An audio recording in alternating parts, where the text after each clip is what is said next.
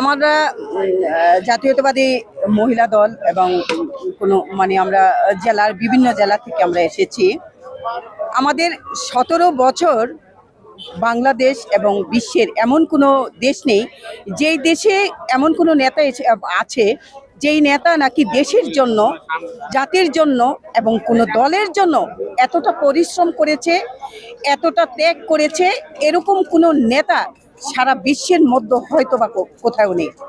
সেই নিদর্শন আমাদের জননেতা, মাটি ও মানুষের নেতা এবং বাংলাদেশের সর্বশ্রেষ্ঠ নেতা আমাদের জনাব তারেক রহমানকে দেখলে আমরা বুঝতে পারি।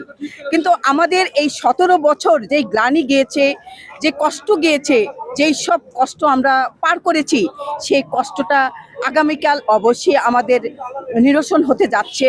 আমাদের খুশির বন্যা বয়ে যাচ্ছে। সেই খুশির বন্যা যে বয়ে যাচ্ছে সেটা আপনারা আজকে গত 7 দিন যাবত আপনারা দেখলে অবশ্যই বুঝতে পেরেছেন যে এখানে এই 300 ফিটের ভেন্যুটা দেখলে আমরা বুঝতে পারছি যে কি হতে যাচ্ছে এবং কতটা উৎফুল্ল জনতা এখানে ভিড় করেছে।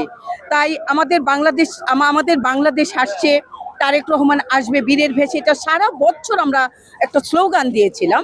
এই স্লোগানের পরিপ্রেক্ষিতে আমাদের ফেসিবাদী সরকারের অনেকেই আমাদেরকে ব্যঙ্গ করেছিল, কিন্তু আজকে তাদের উদ্দেশ্যে একটি কথাই বলবো যে আপনারা দেখে যান, হয়তো বা আপনাদের সে চোখ আছে কিনা আমি জানি না, সেই মন আছে কিনা আমি জানি না, তবে একটি কথাই বলবো, যদি কেউ কখনো কোনো দিন কর্ম ভালো করে তাহলে তার ফলটা অবশ্যই ভালো হয়।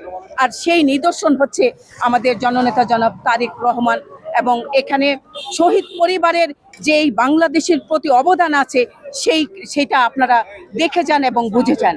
এবং আমাদের নেতা আসবে, বাংলাদেশকে সুন্দরভাবে গড়বে। সেই ইতিহাসগুলো আমরা 31 দফায় দেখেছি যে কিভাবে বাংলাদেশটা গড়বে, কিভাবে বাংলাদেশের প্রত্যেকটা সেক্টরের একটি করে সেক্টর ধরে ধরে বলেছে যে বাংলাদেশটা কিভাবে বাংলাদেশ গড়বে। তাই বলবো যে বাংলাদেশের রূপকার আমাদের জনাব তারেক রহমান এবং বাংলাদেশের সুন্দরভাবে গড়ে উঠাবে এবং মাটিকে গড়ে উঠাবে এবং দেশকে গড়ে উঠাবে এবং দলকে গড়ে উঠাবে, এই প্রত্যাশা করে আমাদের অনেক অধীর আগ্রহে আগামীকালের জন্য আমরা এখানে দাঁড়িয়ে আছি। বিসমিল্লাহির রহমানির রহিম। আমরা খুলনা থেকে আসছি, খুলনা মহানগরী বিএনপির 27 নম্বর ওয়ার্ডের আমরা সেখান থেকে আসছি। আমরা আসছি আমাদের মহান নেত্রী খালেদা জিয়ার জ্যেষ্ঠ পুত্র তারেক রহমান বাংলাদেশে আসতেছেন এবং সেই উপলক্ষে সারা বাংলাদেশ আনন্দে হাসছে। আমরা সেই আনন্দ উপভোগ করার জন্য আমরা এখানে আসছি। কেমন অনুভূতি মনে হচ্ছে? অত্যন্ত সুন্দর, এত অনুভূতি, এত ভালো লাগতেছে।